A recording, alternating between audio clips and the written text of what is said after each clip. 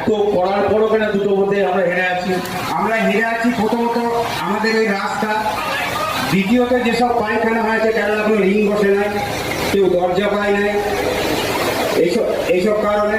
এত কাজ করার পরও বলতে পারছেন দাঁড়িয়ে? বলতে পারছি মানে আজ 34 বছরে বামফ্রন্ট কিছু করে নাই। হ্যাঁ, এত কাজ করার পরও বলছেন। আমি আজ যখন রাস্তায় আসছিলাম, আমারই গ্রামের এক ছোট্ট ভাই আমাকে বলছে, দাদা রাস্তায় কি মাছ চাষ করবেন?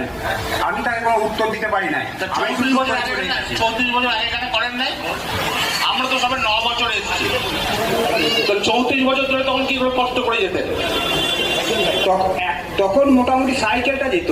এখন রাস্তার যে অবস্থা, দুপাশে জল দাঁড়িয়ে আছে, সাইকেল নিয়ে যেতে পারা যায় না। 34 বছর আগে ভালো ছিল, বামফ্রন্ট আমলে ভালো ছিল, এর থেকে ভালো ছিল।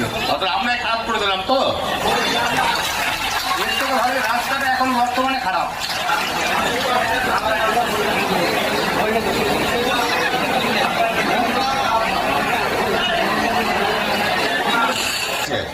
গ্রামের ভেতরে সব রাস্তা হয় নাই, বাকি আছে কিছু কিছু রাস্তা। তার মানে যতই দিই আমরা পেট ভরবে না। কি এমন পেলাম যে পেট ভরলো না? আমার কিছু পান নাই? পেয়েছি, যেটুকু পেয়েছি সেটুকু মানে পুরোপুরি হয় নাই। 2 টাকা চাল পান নাই? হ্যাঁ, চালটা পাই। কন্যাশ্রী পান নাই? পেয়েছি। যুবশ্রী পান নাই? পাই। বামফ্রন্ট আমলে দিয়েছে সিপিএম? না, তা দেয় নাই। তাহলে আবার কি চান? আমরা তো চাই আমাদের রাস্তাঘাট, পানীয় জলের ব্যবস্থা, রাস্তায় রাস্তায় যে বৈদ্যুতিক পোল আছে তার মধ্যে লাইটের ব্যবস্থা, এগুলোই তো আমরা চাই। আপনার মুখে যদি এই কথা হয় তাহলে তো ওখানে তো আপনি তো ভোটই করতে পারবেন না। একটা কথা বলি আপনাকে, শুনুন। দাঁড়া বলছি, আপনি তো ভোটই করতে পারবেন না।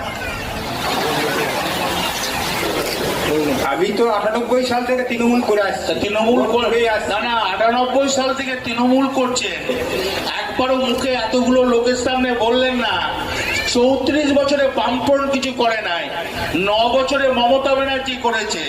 ওই রাস্তাটা আমাদের গ্রামের লোকের দাবি আছে। বলছেন কি পেয়েছি?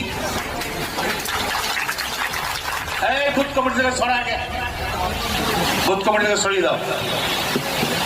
এই ধরনের লোক থাকার থেকে না থাকাই ভালো।